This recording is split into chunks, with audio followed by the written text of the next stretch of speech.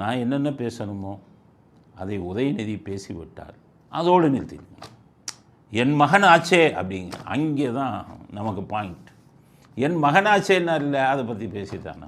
வரவேற்புரையாற்றிய தம்பி உதயநிதி அவர்கள் பேசுகிற போது நான் என்ன பேச வேண்டும் என்று நினைத்து வந்தேனோ அதை அவர் பேசிவிட்டார். என்றால் என்னுடைய மகனாச்சே. என் மகனாச்சேங்கிறார். கரெக்ட், உங்கள் மகன்தான். உதயநிதி உங்கள் மகங்கிறத நிறைய விஷயத்தில் ப்ரூவ் பண்ணிட்டார், நிரூபிச்சிட்டார்.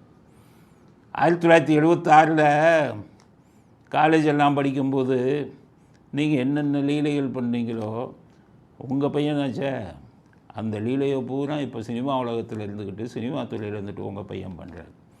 என்ன அப்போ நீங்கள் ஒரு 23 அந்த வேலையை வேகமாக பண்ணீங்க, இவர் 50 வயசாகி அந்த வேலையை வேகமாக பண்ணிக்கிட்டு இருக்கார். அப்போ என் மகனாச்சேன்னு சொல்கிறீங்களே, உண்மையிலே உங்கள் மகனை நிரூபிச்சிட்டார் அந்த விஷயத்தில். ஆனால் ஊழல் பண்ணுறதுல அப்பனை மிஞ்சிய மகனாகிட்டார். நீங்கள்லாம் கிட்டக்க நிற்காது.